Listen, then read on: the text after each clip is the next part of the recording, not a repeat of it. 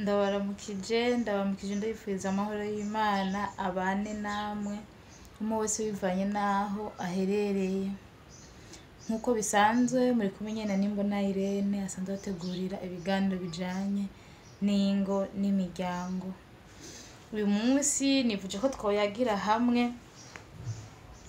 ikintu kijanye n'ivyumba, ivyumba biri mu gitsina gore abagabo benshi batazi. Hari ivyumba bitatu.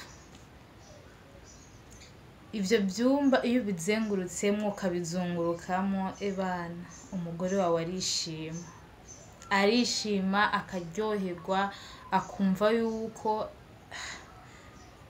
atahandi hantu ebagabo akumva ko aryohewe ku rwego rwo hejuru. Rero utarakora subscribe please, utarakora subscribe nukuri ariko arahomba cyane. Kandi nukuri ibi biganiro ni biganiro vya twese biraturaba, nta muntu umwe bitaraba. Hari ukuntu mpora mpartaja nkashira kuri Facebook cyangwa nkashira ikiganiro canje hirya no hino ukazumva abantu bambwe ngo uyo musazi ngiyo ndaya ibintu byinshi bantuka, ariko ntibazi ko ari ibikorwa vya twese. N'ibikorwa vya twese birabakira muntu wese naho abakiri muto. Simvuze ngo abakiri bato ngo bazabira ko ntibihaba haragera, mugabo yo kwigishanya ni vyiza.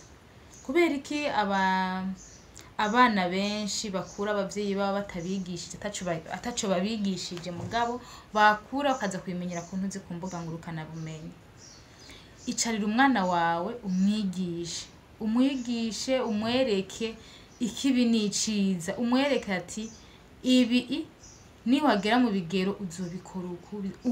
Mubayagire yandero yo kuzigo, mubayagire mubabwiye ati ese aho ko muvuga yuko kubivuga ari bibi. Kubera iki iyo umukobwa agira arongogwe usanga kenshi bamurungitse kwa inasenge, ndiko ndavuga kera bamurungitse kwa inasenge canke yarondeye marene canke arondera umuntu amwigisha ibijanye no mu rugo. Dufatire ku abaswahili bo ngahe Bujumbura, umukobwa yagira arongogwe uzosanga bamubwiye ati wende kwa shangaza kupatia ushauri.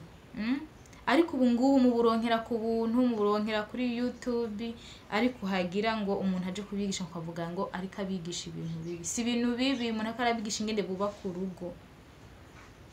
Ukungene biri biko bigendeke neza, uryoherwe, umugabo wawe aryoherwe, nawe uryoherwe, mwese muryoherwe rimwe, mwumve yuko muzuzanije. Ntihabeho ya divorce ya misi yose ugasanga umugabo wawe yagiye hanze yumvise yuko menga hanze niho biryoshe, ugaje usanga aragize gute arakwahukanye urahukanye akacagaruka kukurya umutima mu rugo. Ivyo nibyo tuho dushaka dukureho, mwese mumenye uburyohe aho buri.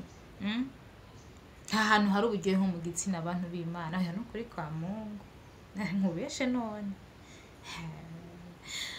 Rero ntagiye kure nashatse yuko twokwigishanya ivyumba ahantu noneho icumba kigira gatatu.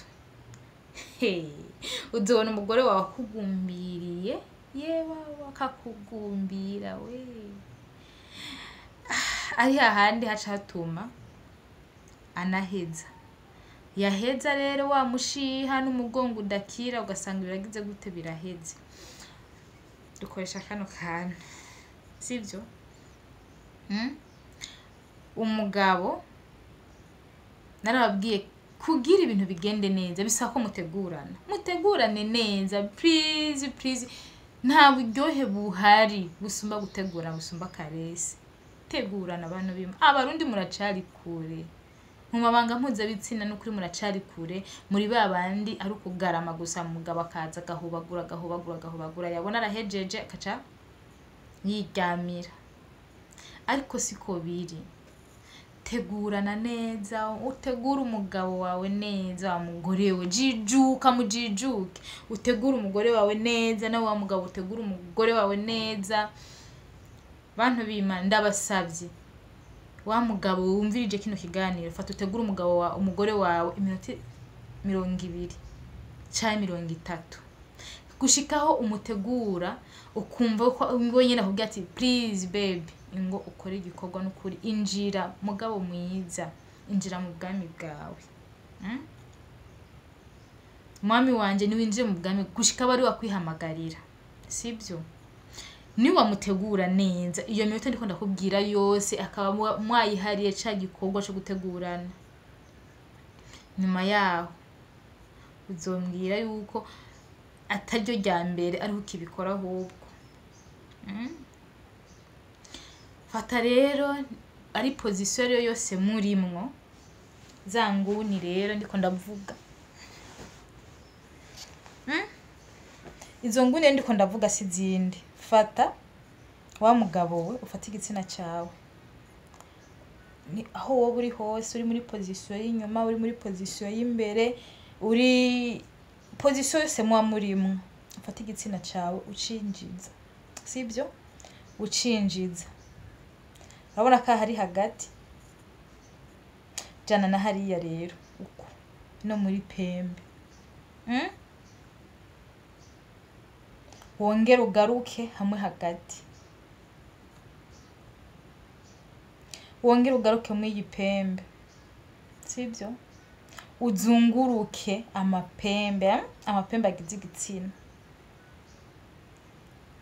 icyumba ca mbere icyumba ca kabiri aha hagati rero umere nk'uca ugoramikisha imbyaro bibondo yawe igoramikisha uyigira uko point G y'umukobwa iri ahantu hameze uko sibyo point G iyi rero iyi niyo umukobwa aherezamo iyi point niyo igitsina cyawe kimeze uko ahigize uko iyi point ni wayishikako uzuyishikeko ucukora unyarutsa ukore unyarutsa hehe muzoba murambwira azuba ari igikorwa ciza ukoreye umugore